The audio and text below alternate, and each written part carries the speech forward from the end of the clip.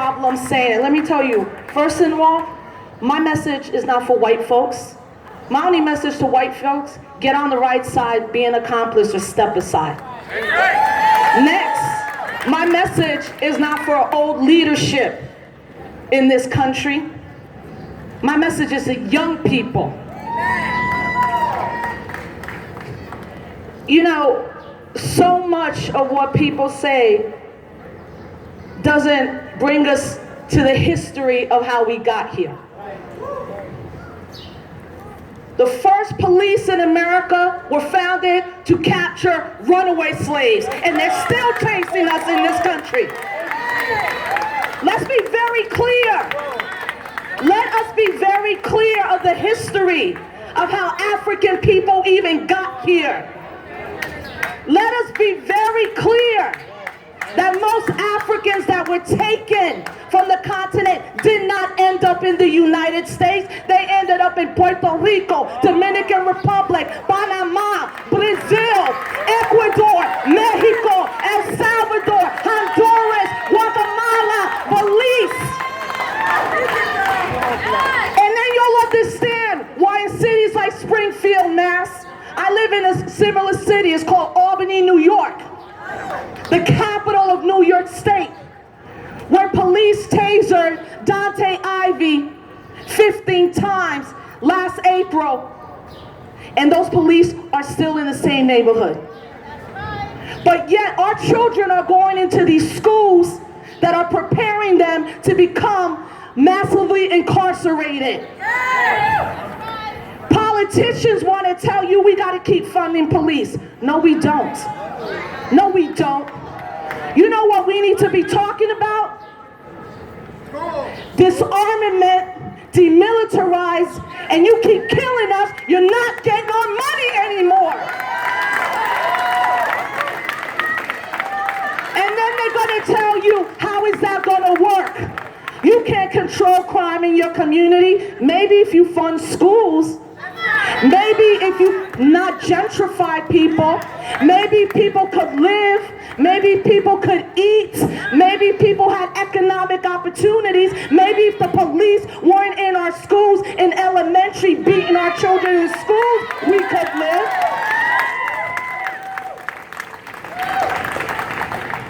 This mainstream media and a lot of these old, okey-doke, black and Latinx sellouts, because that's what they've done, right? Living in their gated communities, protected by police, talking about we need not to be so, our tone has to change.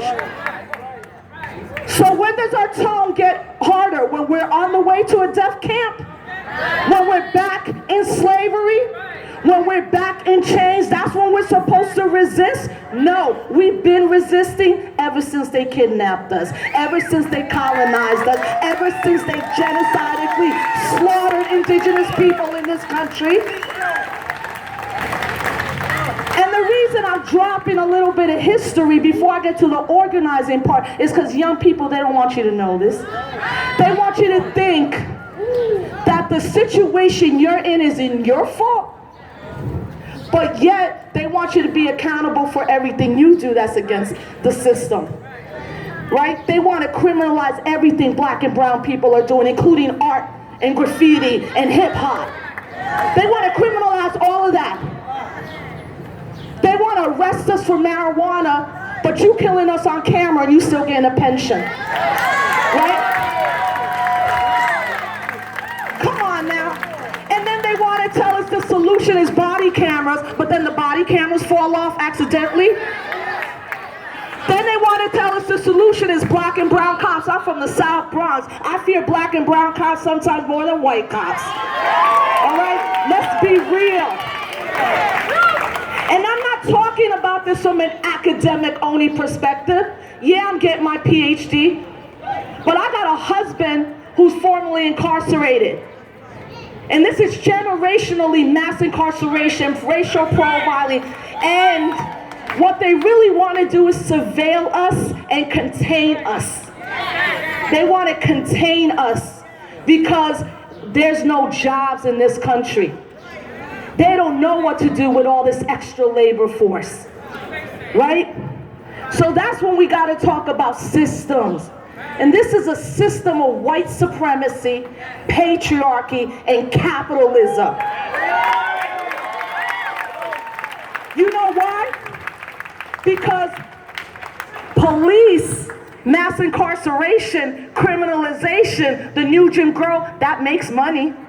But peace and justice doesn't make a dollar. Right? Right? We gotta be very real. We live in the most hyper-violent country in America. You're telling me in Newtown, an hour and a half away, someone can get an AR-15 and mass slaughter babies? You talking about what happened at the Pulse nightclub? A mass slaughter of mostly queer, Boricua, and other Latinx, young black and brown people who were celebrating life? Then you want to tell young people not to be violent in return. All this country teaches is violence. Every image is violence. And then you want to militarize. That lone shooter in Dallas, what the media really doesn't want to talk about is the dude was an Army veteran for 4 years. He served in Afghanistan. America is creating killing machines right now, and they're coming back home and killing people. Right? So I know what's going to happen when I start to wrap up. I know what the media is going to say, and the rhetoric, and the tone. Every 28 hours in this country, an African-American man, woman, or child, Latino man, woman, or child is being killed by the state. So young people, when the next thing they tell you is, what about black on black crime? You tell them this. You tell them this. Police are paid to protect and serve. You tell them this. When's the last time a police officer was held accountable, and then count how many of your homies on your block are incarcerated because they were smoking weed? Tell them that. Ask your mayor, how come you keep funding a system that's failing and not funding what the people need? How come half of us have to work 2 to 3 jobs to pay our rent? And then because I'm in Springfield as an Afro-Boricua, you see what's happening right now in Puerto Rico? There is revolution coming, y'all. It's right there. And Puerto Rico right now is suffering the effects of colonialism and imperialism. And you know what's going to happen? More Boricuas are going to have to come, and we're going to have to support our families and bring them in. And you know what's going to happen? The police are going to have to contain our communities more. The same conditions they created. The same conditions they created. This year alone, 574 people have been killed by the police. And for the news media here, you can look that up and research it on the Guardian newspaper.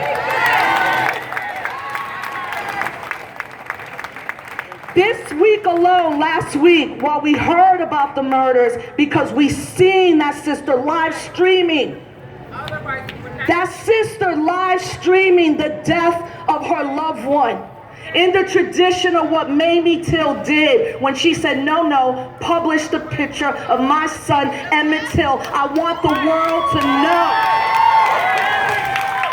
What we forget a lot of times in talking about this is that as many African American sisters, increasing number of Latina sisters, an unconscionable number of queer black women are also losing their lives at the hands of the state. And we're lucky she live streamed it, because I have no doubt if she didn't, he would have killed that 4-year-old little girl, and he would have killed her too.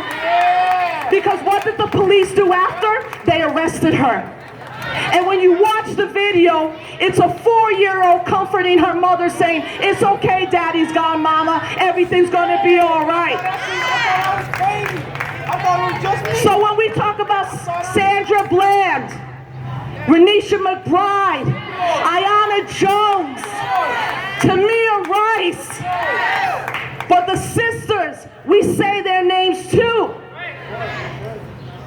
We say their names too. Last week, while we saw the most egregious forms play out on TV, for mass consumption. Pedro Villanueva, Vincent Ramos, Raul Vargas, Melissa Ventura, who called because her man was beating her and she had a knife to protect her, and the Yuma, Arizona police came and shot her in front of her baby. And Anthony Nunes. 5 Latinos were killed in the same week. And why don't they want us to know that? Why don't they want us to know that this is black and brown? Why do people want to act like race doesn't matter? I know many white people in this country that are pretty clear race matters and are on the side of freedom and justice. So don't let the people that look like me and you, don't let President Obama, you know what, President Obama, you want to go visit Dallas? You should. And you should go to Baton Rouge, and you should go to Minnesota, and you should go to New York City, and you should go to Atlanta, Georgia, and you should go to Baltimore, and you should go to Ferguson.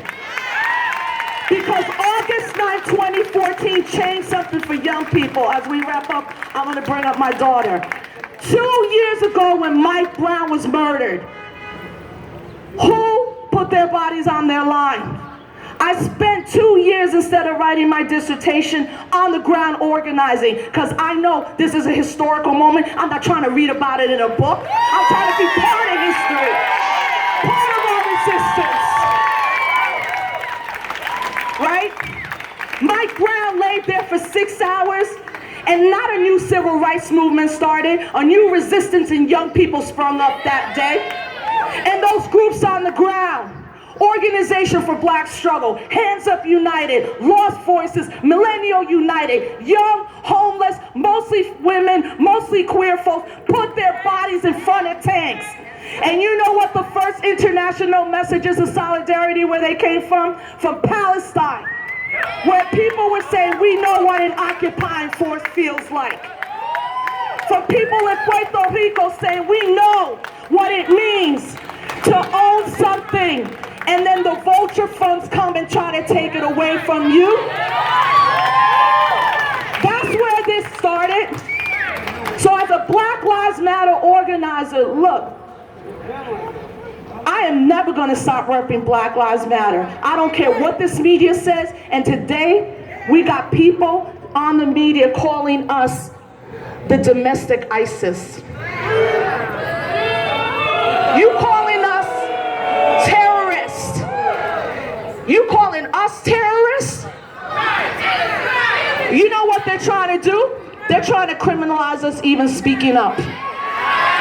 So young people, if you think this doesn't affect you, it doesn't even matter if you like Black Lives Matter or not. It don't matter if you want to vote for Trump or not.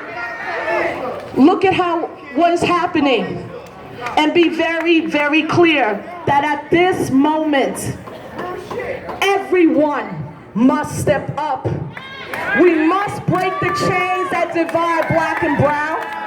We must understand that we are not begging for our freedom and for justice. We are going to take it. We are going to demand it. We are going to organize for it. We are going to fight for it. We're not getting out these streets. You want us off the streets? Then stop killing us. That is our demand. Stop killing us. That is our demand. Ready, Alicia? So, to all my people who are Black Lives Matter organizers and chapters, we need to stay safe. We need to protect ourselves.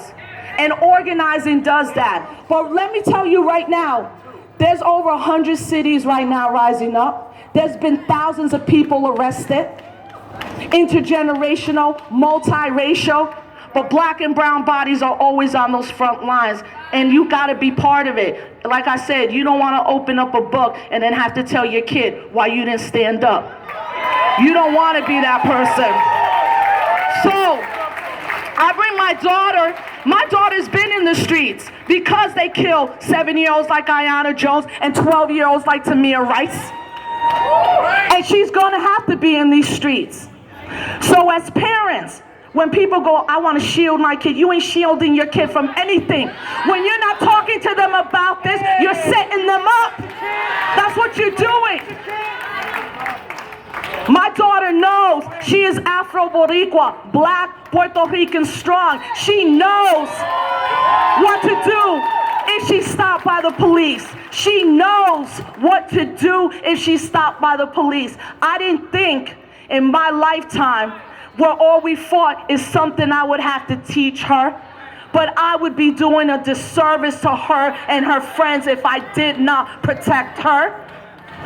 And she's a warrior. And that's what we need right now. So we're going to close it out. I want to leave you with one quote, though. The ghost of Harriet Tubman is still organizing. Right now, she's whispering in your ear, can't stop now moving, baby. We ain't out the woods yet. We can't stop moving. We ain't out the woods yet. Right? So, I'm going to let Alicia do a chant before we bring on Jill Stein. So here's my 1-minute spiel on electoral politics. I'm not a Democrat. I am voting for a neoliberal like Hillary Clinton, who called black people super predators and supports the Promesa bill in Puerto Rico. And I'm certainly, I know, it's all right. And I'm certainly not voting for a fascist, misogynist, racist, xenophobe like Donald Trump. Of course. But for young people who don't even want to vote, I'm not even mad at you. Part of me doesn't want to vote either. But I actually have a choice. And my choice is the Green Party. And in 2008, when I took that vice presidential nomination with Cynthia McKinney, it was one of the proudest moments of my life. First Puerto Rican to run for vice president in the history of the United States. First woman of color ticket. And then in 2012, we cast our vote right here in Massachusetts for Jill Stein. And for 2016, I am repping not just Jill Stein, but I'm repping an electoral political party that says what it means and does what it means. That says what it means and does what it means. So if you're gonna vote, vote your principles and your conscience. You don't vote out of fear. Some of you will, and I understand. But hey, the Democrats are, how we say in New York City, they're the local to hell. They're the local number 6 to hell, and Donald Trump's the express. But either way, I ain't trying to go to hell. So I'm gonna let Alicia close it out. Peace, peace, everybody. Hold on. So before I start the chant, I just want to say, if you guys ever heard, there's beauty in the struggle. If you look behind you, that's the struggle. Here's the beauty.